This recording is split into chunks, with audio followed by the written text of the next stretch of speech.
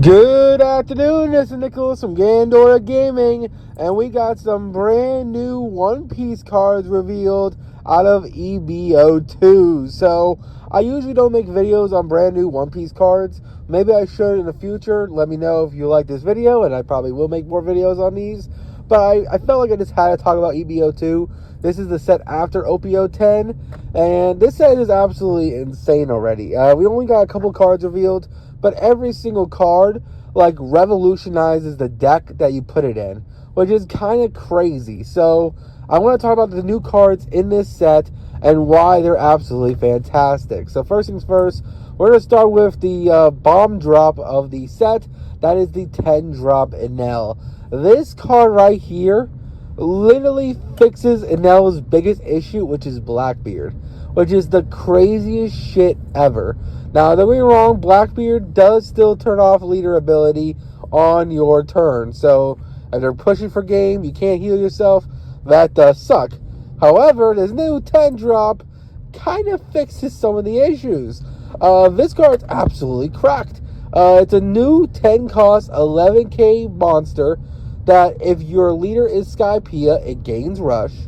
Also, when attacking, if you have one or less life on, if it's 0 to or 1 life on field, you may trash one card from your hand to heal yourself and gain 1,000 power. So this card becomes a 10 cost 12k rusher that heals you. And not only does it heal you, but it does it every turn, because this card is when attacking, not on play, like every other 10 drop that heals you. So this card just says every time I'm going to swing at face or swing at a body, I'm going to heal myself as Enel. And while I'm doing that, I'll be also dropping other characters that will heal me, like 10 drop Ace, 9 drop Yamato, 8 drop Katakuri. This is absolutely cracked out of its mind. I really don't know what Bandai was thinking with this card. And yes, it is locked at the Skypiea, so, well, it's technically locked at the Sky Island, so the only 2 decks that can play it is, of course, our lovely God in the Sky, Enel, but we also, I think, Kalgara can play this, which is kind of cool. It's like a Kalgara card, and that deck searches a lot, too, so I wouldn't be surprised if they have 1 or less life, and this just heals them as a new boss monster. Usually that deck just wants to go really wide and really tall at you, but who knows? Maybe they just need a 10 drop to make it all work out. And this is a searchable 10 drop, which feels pretty solid. And I don't know. I feel like this revolutionizes Enel for sure. I don't know if it revolutionizes Kalgara, but we'll just have to see. The next card we want to talk about is Sengoku. This card is absolutely incredible too. So this is a new blocker, 7 cost, 7k blocker with 1,000 counter that says, hey, on play, revive a Navy character with 4 less from your trash as rested. So this card literally just revives a 4 cost Navy character from your trash, which is basically a mini Gecko Moria, while being a 7k blocker, which is kind of insane. And there's ways to make this guy just an absolute nasty card. There's ways to basically boop him up. For example, you could play this card down, revive a Kuzan. Kuzan on play draws you a card, meaning you just drew off a card while establishing a Kuzan that can -4 the next turn when swinging, and you also have a 7k blocker. Should I also mention that this Sengoku has counter? He's 1,000 counters. So worst comes to worst, you can just trash him from hand. This card is actually really good. I think it's a huge boost to a lot of Black Navy decks. Your Smokers, your lovely Ishos, your Garps. I actually think this card's absolutely insane for those leaders. And I really want to see where it goes from here. Shit, I think Rob Lucci might even play this card. That's how good this card is. And it's just a free blocker, which is pretty solid. Shit, even Blackbeard might even play. They don't have anything to revive, but the deck already revolves around blockers. And it's technically, yeah, you don't get the on play, but you're not playing any Navy. Besides, I guess, former Navy Kuzan? I don't know if that's going to revive Kuzan, but actually, I think they're 5 cost Kuzan, it's a 5 cost, so I don't think that works. But this card's still really, really solid, and overall, just a fantastic card for Navy decks going forward. which is really crazy. Next, we have a new 6-cost Yamato. This card's incredible too. Now, this is specifically for the red-green Odin deck. However, it also helps Ace as well, which is kind of crazy. So this is a 6/7 rush character. It gains rush if your leader is either Ace or Land of Wano type. So far, Kazuki Odin or Ace. It also gives one Arrested Dawn to a character, to a leader. So the idea here is that you play it in Odin as a 4-of, because on your 6 Dawn turn, you can play this card out, give one Arrested Dawn to your leader, so that when your leader swings, it'll be a 7k, it'll be a 7k swing, and be a 6k for the rest of the turn. But also, this card, even though it doesn't have counter, in that Pacific deck, it actually does have counter, because the Kazuki Odin, the green red one, has the ability that not only do all anytime he swings with one Dawn attached to him, and you have a 5-cost or higher Land of Wano type, he just becomes plus 1,000 until the end of the next turn. But he also has the ability that all Land of Wano type cards just have 1,000 counter at minimum, meaning your 8-drop Kazuki Odin has counter, your 4-drop Yamato has counter, this brand new 6-cost Yamato has counter, the 5-drop Isho has counter. These cards are just absolutely insane for this deck, and this is a huge boost to the deck's morale. Now, of course, you can also play this in Ace, which is not bad in Ace. For a 6 Dawn turn, you can play this out, give one Arrested Dawn to your leader, so it'd be a 6/7 swing, which is not bad. Now, I don't know how much you'll be playing this, is because you already play the 5-cost Ace and the 7-cost Ace. So this is like a weird slot in that deck, not to mention it doesn't have counter, unlike the 5-cost Ace. So maybe a 2-of at most in that deck, but either way, it's still technically Ace support, so we gotta mention it. But it is red-green Odin support for sure. I definitely think this revolutionizes the deck, because now on your here's your Dawn setup for red-green Odin now. You're going to go second with the deck. On your 2 Dawn turn, you want to play out a Searcher, either a Momonosuke or the lovely... Oh, don't forget, there's also the other cards from EB02 that help you. You also play out like the Kinemon cards, which might be interesting to employ in this deck. There's a whole bunch of new ways this deck might have just evolved, but we'll get into that in a future video. But basically, you want to play out a Searcher, Search, whatever. Then on your 4 Dawn turn, you want to play out Hiyori. Hiyori will then draw you a card and cheat out a 5-cost character, probably an Isho. Not Isho, Izo? An Izo. Izo will give you Arrested Dawn, so now you're a 6k leader for the rest of the game. And you have a 5-cost 7k body that's protecting you. Then on your 6 Dawn turn, you can play out this Yamato, and this Yamato will just have rush as a 6/7. So on your 6 Dawn turn, you'll have a 7k swing, another 7k swing, and another 7k swing, which is kind of crazy. On a 6 Dawn turn, 3 7s going straight at your opponent's face feels really impressive. Doesn't matter what deck you're playing against.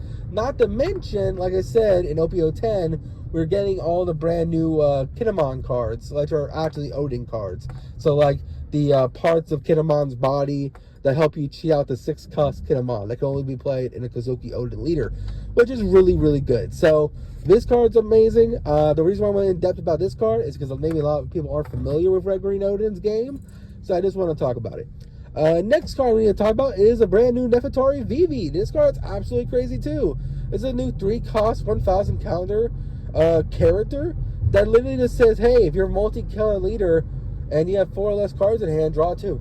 This is just Sanji's Pilaf on a monster, while it's just Sanji's Pilaf as a monster with counter, which is really, really good. Now, it has a couple of restrictions, because again, it does require you to have 4 or less cards in hand. Also, it requires you to be a pure blue and pure split leader, basically, with the blue attributes.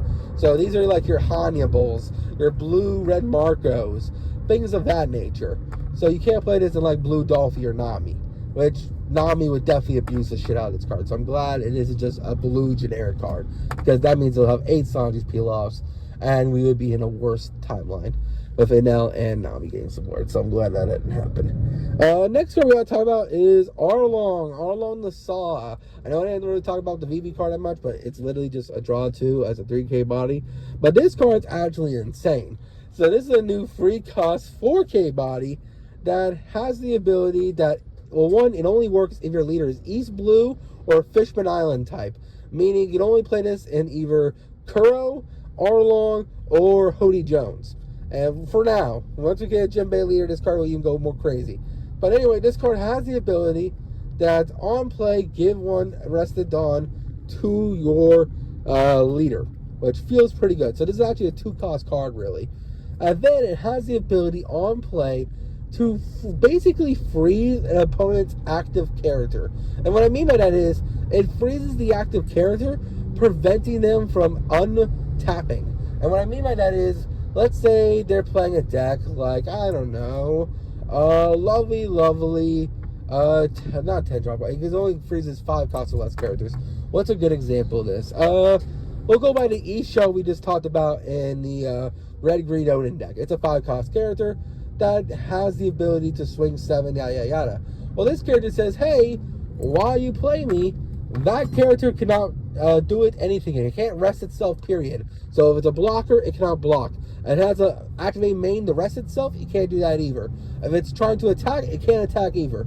For an entire turn, that card is frozen in attack position, which is pretty solid. That's actually a really insane effect for a 2-cost character. I know he's technically 3 costs, but he gives the Rested Dawn back, so it's really a 2 cost, which is pretty insane. It's a really, really good card. I definitely see this being a 4 of an Arlong in particular, because I can see a play on your... So Arlong yellow-green, of course, who has the ability to cheat out triggers. This is not a trigger card, so that kind of does suck. However, what's really good about this card is that it has counter, so it's already good there. But also, on your, what's it called, 5 Dawn turn. So your first Dawn, your 3 Dawn turn, you swung with leader, cheat out a character from hand.